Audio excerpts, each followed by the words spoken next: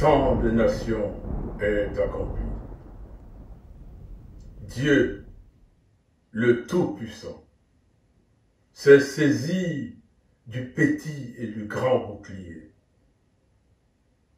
Et il se tient en défenseur de l'Afrique.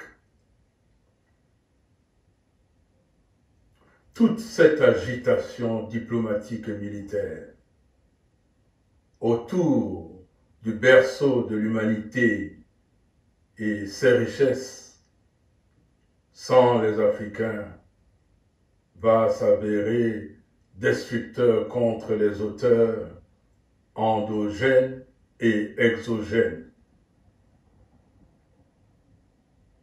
Le nouveau congrès de Berlin impérialiste militaire du XXIe siècle pour un nouveau colonialisme et le nouvel esclavage de l'Afrique et des Africains, prémédité et conduit par la France et ses partenaires de l'OTAN, ne réussira pas, malgré la faiblesse de l'Afrique à se défendre.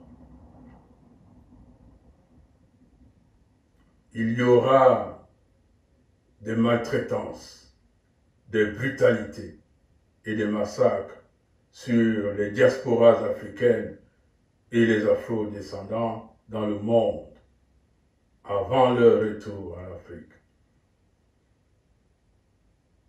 Les peuples africains sur le continent, trahis et laissés pour compte depuis des décennies par des dirigeants, se défendront tant mieux que mal.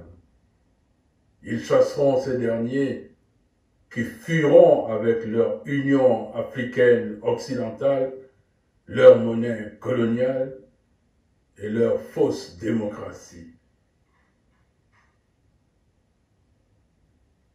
Des armées étrangères quitteront l'Afrique seulement par la puissance du Tout-Puissant. Mais l'Afrique sera en feu. Ses fondations seront remuées. Des massacres et des crimes contre l'humanité se feront. Que ceux qui prient, prient sans cesse, car il y aura des pleurs et des grincements de dents. Ils sont déjà en cours. Les Africains qui ont renié Jésus-Christ le Sauveur comprendront alors qu'il est leur frère, leur Dieu. Ils découvriront enfin la supercherie, la récupération et la manipulation qu'a fait Rome et l'Occident de l'image du seul vrai sauveur que le monde ait jamais connu. Alors, ils se tourneront vers lui et ils obtiendront de lui protection et pouvoir pour bâtir enfin la nouvelle Afrique. Après cela, il se lèvera de toute la terre une clameur de gloire, comme le monde n'en a jamais connu.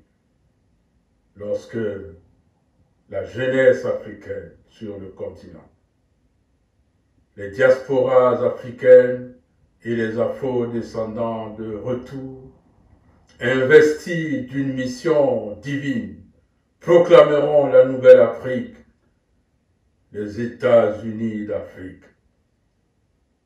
L'Afrique qu'ont rêvé leurs ancêtres. L'Afrique qu'ont espéré leurs pères, leurs héros, leurs martyrs. Les Marcus Garvey, premier président des États-Unis d'Afrique. Cette Africa Unite qu'ont chanté les Bob Marley, les Myriam Makeba, les Pierre Akédéké. L'Afrique mythique pour laquelle ont œuvré les Kwame Nkrumah, les Cheikh Anta Diop, les Umniobé.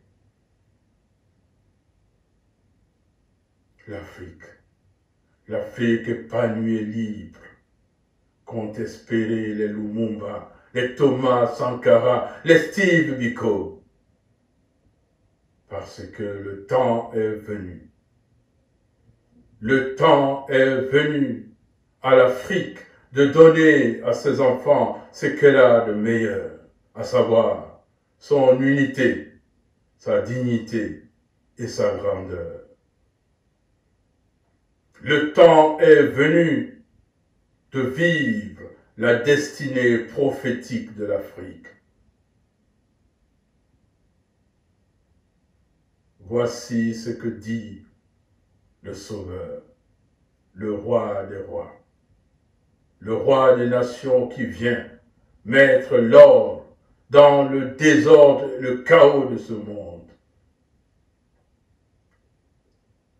L'Afrique prioritairement aux Africains. Le temps des nations est accompli. C'est aussi le temps messianique. Que cela soit entendu et accompli.